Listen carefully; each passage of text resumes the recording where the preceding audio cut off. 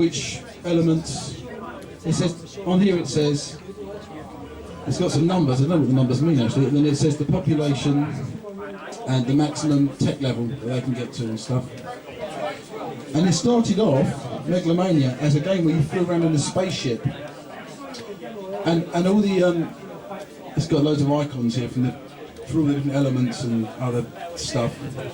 And you flew around in the spaceship and you actually landed on these islands, and then you did all the mining and stuff that you get in the game. But the game initially had a totally different layer to it, where you had space flying around fighting, and the whole technology was about the technology for your ships. It wasn't set in prehistory, it was set in very modern space age. So we then took the whole model. Actually what happened was Populous came out 6 months before Megalomania was finished, and we saw these little men running around. We thought that's a good idea. It humanises the game a bit. So we basically ditched the flying around bit, which was getting horrifically complicated to play, doing this huge management plus flying around on top of it. You didn't have mental capacity to handle it properly. So we ditched it and we replaced it with human history, starting with the prehistoric guy and then going up to the spaceships being the end, which is why you end up with spaceships. That's actually how a lot of our games work like that. They didn't start off with a definite plan, this is what we're going to do. They came out with a feel, with a control system, with a structure, and then we built around the structure, rather than trying to define everything in the document at the start. I can also show you somewhere, where is it? Megalomania was the first game we decided to do our own publicity for. Coming back to your question about notoriety. Back to the magazine. This is where we started off. So Megalomania. We decided that we could do our own publicity. There was a magazine called Games X. I don't even remember Games X. Weekly Games magazine. Correct. And we decided we would do our own publicity photos for the first time for it. If I can find any of them. Hang on. I'm not going to have any luck quickly, I'll find them later. Anyway, so we did our own. We basically had three of us in t-shirts with Mega, Low and Mania, and we stood there like this. And the guys from Games X came round, and we had all these broken monitors and keyboards and stuff. And we actually had a game once. We had a room about this size that we worked in, and we started off with just 2 of us in the room. So we had lots of space. So we turned the room into a cricket pitch, and we used one of those QL bat-shaped computers, those Amstrad ones, as a bat, and a ball of tape, and a wicket with some kind of computer box. And if you managed to hit it hard enough that one of the keys fell off, it was a 4. It was a brilliant, it was a brilliant game. Anyway, so we've always had this smashing computer stuff going on. When we did Sensible Soccer, our lead programmer Chris Chapman, we used to work very long hours. He was brilliant, actually. The best guy we sort of employed in that way. And he was a very mild guy who occasionally lost his temper. And we used to use those little red and black striped joysticks. Was it quick sticks? The one with the buttons? Under speaking, right, yeah. So occasionally we'd have games of conkers with them. Like when we had a few broken ones, and Chris was allowed to let all his anger out from working so late by smashing the joysticks up. So we kind of had this thing going. And when we did, that was after the Games X photo shoot, but basically we got all the old monitors and stuff. And we used to work in an office by the railway station in March in Cambridgeshire, where we were. So we went to one of the big siding areas with all the coal piles, and we just got these screens and we just smashed the shit out of them with everyone taking photos. It was brilliant, and that was our first ever real self-done publicity shoot.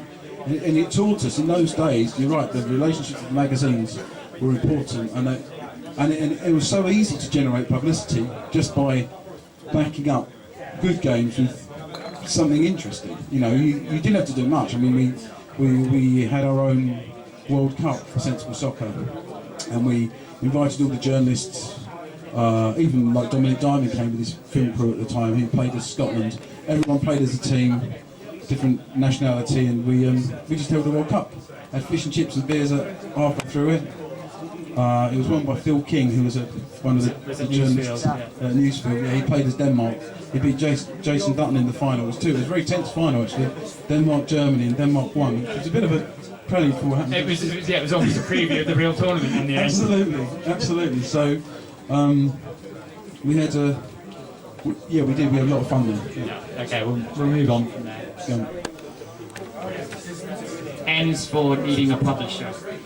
Who were the best and worst publishers to work with? Oh, well, the best publisher for us was definitely Renegade, Sensible Soccer. I mean, we were very lucky. We did Megalomania with Microsoft. In fact, I found this, I think it's in here actually, there's a contract with Microsoft. We actually signed Megalomania 2, Cannon Fodder and Sensible Soccer with Microsoft. Megalomania had just come out, our royalty check should have been pending, and then Mr. Maxwell jumped off his boat. A month later, took all our royalties with him, which was 75% of our turnover that year, I might add. Obviously, stopped Megalomania pushing forward, which was bad for the game. But out of that, we managed to get Sensible Soccer and Cannon Fodder back, which we resold. We sold Sensible Soccer to Renegade, Cannon Fodder to Virgin. They both proved to be excellent publishers for us. Ocean were very good for us, although we didn't get much royalties out of Ocean, I might add. But they gave us Heartbreak. Palace were nice to work with. We did Destruction Kit, and we also did 3D Tennis with them. Worst publishers, the worst person in publishing was Stuart Bell of Mindful Pros. Did anyone ever work with him? He was a wanker, he was horrible. He really was. He was horrible. He was the only person I'd say that was horrible. Houston was a little bit suspect, but Stuart Bell wasn't a nice guy at all. S is for Shootemups. What elements do you look for in a shoot-em-up, and what is your favourite sensible shoot-em-up? Oh, shoot-em-up. Well, shoot-em-ups really they were really Chris's bag. Chris really got off on shoot-em-ups. When we did Whizball, we were playing Salamander and those kind of games in the arcades. A lot of our 64 stuff was arcade machine based. Whizball was based on Salamander, Micro Soccer was based on Take On World Cup, Oh No was based on a game where you had tanks and you had to go in and rescue things. It was very much based on it. I can't remember the name of it, it's quite a small one. I liked those Salamander kind of shoot-em-ups. I think I prefer vertical scrolling ones if I'm honest. But I quite like Centipede actually. Is that a shoot-em-up? Does that count? Yes, that will count that one. I think our best shoot-em-up is Whizball. It's a shoot-em-up with more stuff in it. There you go. I is for intellectual property. How much of the back catalogue does Sensible still control? And could any of it be revived? Okay, this is a huge question. Please everyone listen to this question because I get mails about this all the time. Prior to 1991, prior to Megalomania, which was our big transition game in many ways internally, we didn't retain our intellectual property in our games. That means that all of those intellectual properties, you know, Whizball, Parallax, Micro Soccer, Shootemups, Destruction Kit, etc., etc., etc., all belong to the publishers. Now, by some very weird fluke, about 90% of those games now belong to Atari.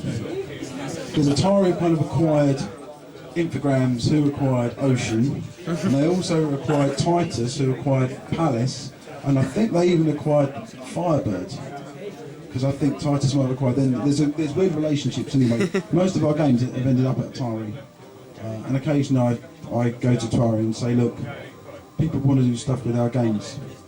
You know, can we do them? And they don't reply. And he just goes up to some IP guy in some office in the States, and our games have never sold fuck all in America. We're nothing in America, since we never have been.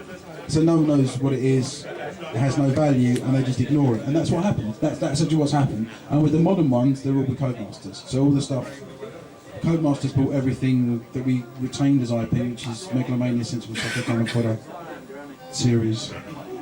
Yeah, so it's frustrating for me. I can't do much about it. I would have been able to do a lot with it, but then again we sold Sensible to Codemasters in '99, so that's what we sold. So you can't complain too much.